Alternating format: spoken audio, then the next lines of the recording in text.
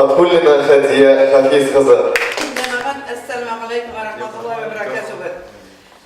Men indi deşkeş etkeş kilivim buldu. Siz meni gayetlenmezsiz. Ben bilgenimden özümşe edip görsetem. Elhamdülillahi Rabbil Alemin. Euzu billahi mineşşeytanirracim. Bismillahirrahmanirrahim. Men indi sabırlık menajeden aytam. Bir kıskartıp kana yazdım inan özümşe karamışan imanı kuvvetli. No sabırsız yaşam bu dünyada bir çetin. Sabır bulsan birbirine itaat etsen, elhamdülillahi Rabbil Alemin deb yaşasanız, balalarga, көрші balalarga, her kaysına da ezrek buluşsan, tırışsan, alarga itaat kılarga tırışsan, her vakitte da көрші balası deb tügül, uran balası deb tügül, tertipke salı için sabırlık bir katıga gerek. Barımızga da elhamdülillahi Rabbil Alemin deb sabır etip yaşasak, ana hazır men endi sabırlık degan münajat deb aytayım, men asal aytayım. Aytib ketasin deydi. Sabır edik,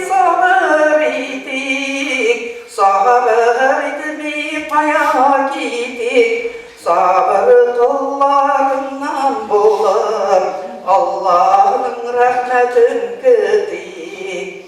Sabırlarının sabırları, kitaplardan okuğanlar, sabır bulgan kişilerini peygamberlik atanlar. Sabırga rizqın dedin, sabırga cennetin dedin, sabırlardan kılsan dedin, sabırlarga rahmetin dedin. Bir altın bir gümüş Resulullah'tır abları, okuyup namaz kılıyıp amel, biz bu dünya konakları. Buldu mu, yetti mi? Değerli olsa eyvallah. Euzubillahimineşşeytanirracim. Bismillahirrahmanirrahim. Ayatul Kürsi. Resulullah ceplendi semavati digen südüge, bir Allah'ı nasip etsin sigiz cennetin bizge.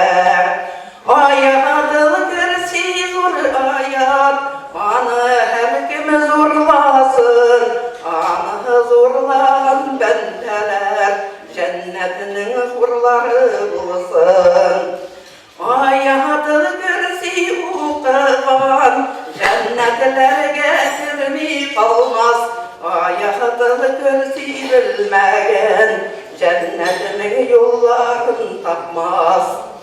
Resulullah mihraplarda Ayatul Kürsi okuğan, Ayatul Kürsi okuğan ümmetlerine kaldırgan. İrtedir suları sipsem, hoş islene güllerim, Ayatul Kürsi okusam, aşılar gönüllerim.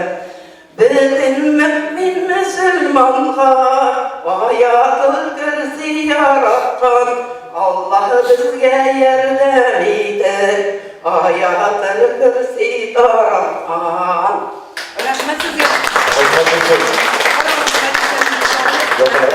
Allah meselelerinden bizi saklasın. İsenlik sağlık bile yaşarken nasip olsun.